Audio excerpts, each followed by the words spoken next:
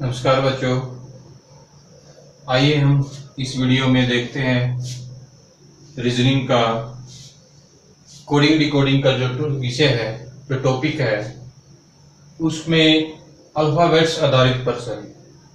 Alphabets बच्चों आपको पता है, सभी बच्चों को पता है, ABCD जो हमारे अल्फाबेट्स होते हैं। आपको पता है कि ए से लेकर जेड तक हमारे 26 अक्षर होते हैं, 26 लेटर्स होते हैं। एक एक अक्षर को हम लेटर्स कहते हैं। ये मैंने आपका समय बचाने के लिए पहले से बोर्ड पर लिख दी है। अगर मतलब इन सभी अक्षरों को ए से लेकर जेड तक जो अक्षर दिए गए हैं, इनका हम कोड याद कर लें, जुबानी याद कर लें। कैसे जुबानी याद करेंगे? अभी जैसे आपको पता है, ए पहला अक्षर है, बी दूसरा अक्षर है, सी तीसरा अक्षर है, डी चौथा अक्षर है, फिर पांचवा, छठा, सातवां, आठवां, 10वां। अगर कोई भी आपसे पूछे भाई बताओ 20वां अक्षर कौन सा है, तो हम फटते से बता देंगे टी है। अगर कोई भी आदमी आपसे पूछे भाई 16वां अक्षर बताओ, हम बता देंगे पी है। अगर कटवा कोई भी आपसे पूछे भाई 13वां अक्षर बताओ, हम बता देंगे एम है।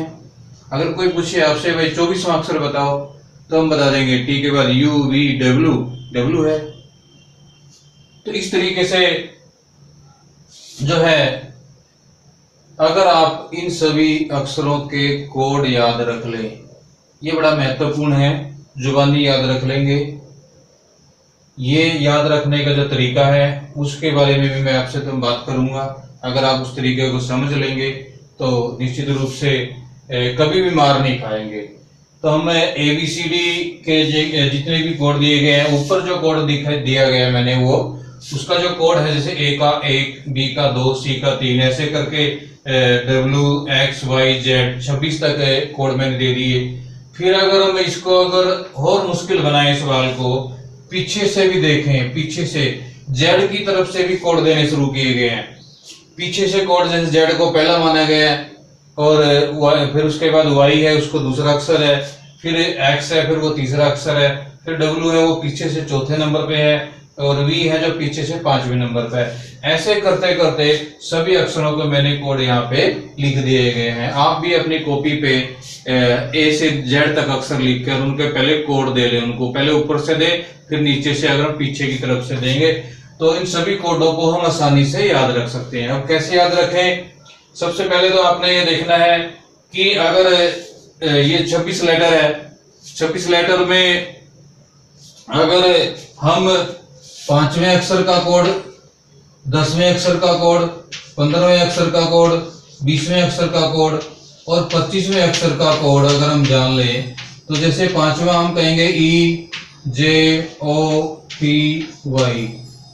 तो ये जो 5वां अक्षर अगर आगे से हम देखें, आगे से मतलब है ए की तरफ से, मतलब बाईं तरफ से। ये भी समझना है, जो ए से हम गिनती शुरू करेंगे वो हमारी बाईं तरफ से गिनती शुरू होगी, लेफ्ट साइड से इंग्लिश में हम कहें। और अगर हम जेड की तरफ से गिनती शुरू करेंगे, वो हमारी दाईं तरफ से गिनती शुरू होगी। अगर कोई भी आपसे पूछे भाई बाईं तरफ से 5वां अक्षर कौन सा है, हम बता देंगे ई है। बाईं तरफ से अगर 10वां अक्षर कौन सा है, बता देंगे जे है। तो ये 5, 10, 15, 20, 25 EJOTY, इजोटी शब्द को अगर आप याद कर लेंगे, तो आप इंग्लिश के जो लेटर है उनका कोड कभी नहीं भूलेंगे। जुबानी उंगलियों पे, टिप्स पे बता सकते हैं किसी को भी, बिना कुछ देखे। अगर कोई पूछेगा भाई EJOTY, इसमें 5 का अंतर है। देखो बच्चों, 5, 10 और 5 और 10 के बीच में 4, 5 हम फटाफट उंगलियों पे आगे पीछे जा सकते हैं। अगर पूछेंगे भाई 7वां अक्षर कौन सा है, हमें पता है कि E 5वां है, E के बाद FG 7वां अक्षर हो जाएगा, H है 8वां अक्षर हो जाएगा, I है 9वां हो जाएगा, और 10 हमें पता है J है। अगर हम 13वां अक्षर देखना है तो हम J के बाद गिनेंगे, J के बाद KLM 13वां अक्षर हो जाएगा। अगर हमने 18वां अक्षर देखना है, हमें पता है O 15वां अक्षर है, तो 15 के बाद O के बाद PQR, R 18वां अक्षर हो जाएगा। जुबानी हम 23वां अक्षर हम देखेंगे, हमें पता है भाई T 20वां अक्षर है, उसको हम नहीं भूलेंगे, T के बाद UVW 23वां अक्षर हो जाएगा।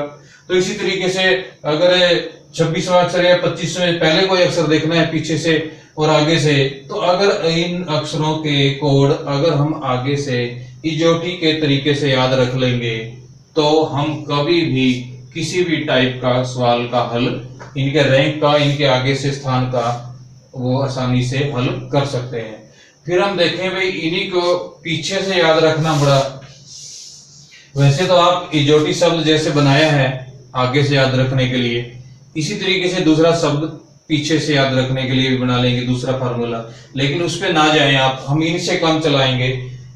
अगर आप थोड़ा सा ध्यान से देखें, अगर जैसे किसी भी अक्षर को ले, वो जहां से भी किसी भी अक्षर के जो आगे से रैंक है और जो पीछे से रैंक है, अगर उसका हम टोटल कर दें, टोटल जोड़ दें, किसी भी अक्षर का आप जोड़ निकाल लो, आपको पता चलेगा कि दोनों का जोड़, आगे से रैंक और पीछे से रैंक, टोटल उनका जोड़ हमेशा 27 होता है, 27।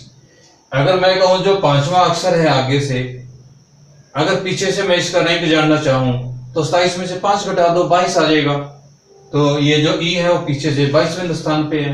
अगर हमें 10वें अक्षर, हमें पता है जे आगे से 10वां अक्षर है, अगर पीछे से रैंक हमने जाना है 27 में से 10 घटा दो तो इसका रैंक 17वां आ जाएगा।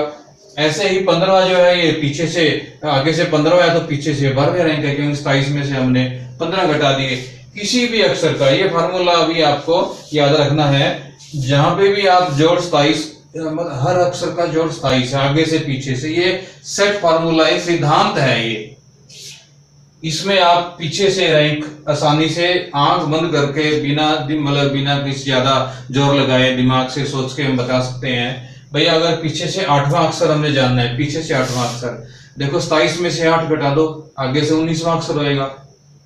19वां अक्षर हमें पता है, टी से पहले वाला अक्षर हम बता सकते हैं, और बिना देखें, या फिर ओ के बाद P Q R S, S 19वां आ जाएगा, पीछे से वो 8वां अक्षर है। तो ये बड़ा आसान सा तरीका है। आप किसी भी अक्षर को देखो जाओ, ये 19 और 8 27 बन गए हैं, 20 और 7 27 बन गए हैं, 21 और 6 27 बन गए हैं, 18 और 9 27 है। कहीं पे भी अगर आप इन सभी अक्षरों का टोटल करेंगे तो इनका जोड़ आपको 27 मिलेगा।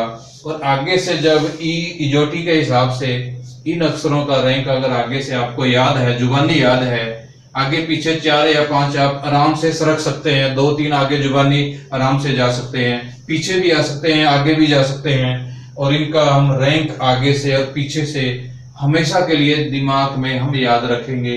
और किसी भी टाइप के सवाल जब पूछे जाएंगे हमारे से तो हम इनको हल कर पाएंगे। अब इसमें जो पिछली वीडियो में आपको बताया था, जो सुमन है, सुमन का जो कोड TVNBO बनाया था, वो तो हमने एक अक्षर आगे एक अक्षर पीछे सरका के बना दिया।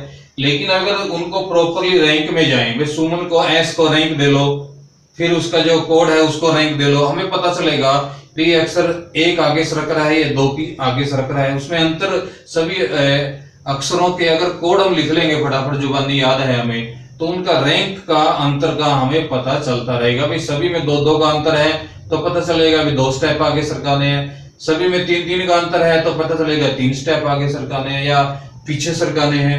तो हम अल्फाबेट्स के आधार पे जितने भी जो कोडिंग डिकोडिंग के सवाल पूछे जाते हैं उसमें इस प्रकार जो अल्फाबेट्स की रैंकिंग है वो भी हमारे लिए काफी हेल्पफुल होती है। तो अल्फाबेट्स की जो रैंकिंग वो आपने याद करनी है। इस अल्फाबेट्स की रैंकिंग से रीजनिंग के और भी बहुत सारे मुश्किल सवाल बनते हैं, उनको समझने के लिए आपको देखना पड़ेगा कि जो बाएं से अगर हम ABCD को काउंट करने लगे बाईं तरफ से मतलब ये मेरा बायां है, ये मेरा दायां है, बाईं तरफ से मेरा हाथ जाता है एक ही तरफ, तो A से गिनती शुरू करेंगे।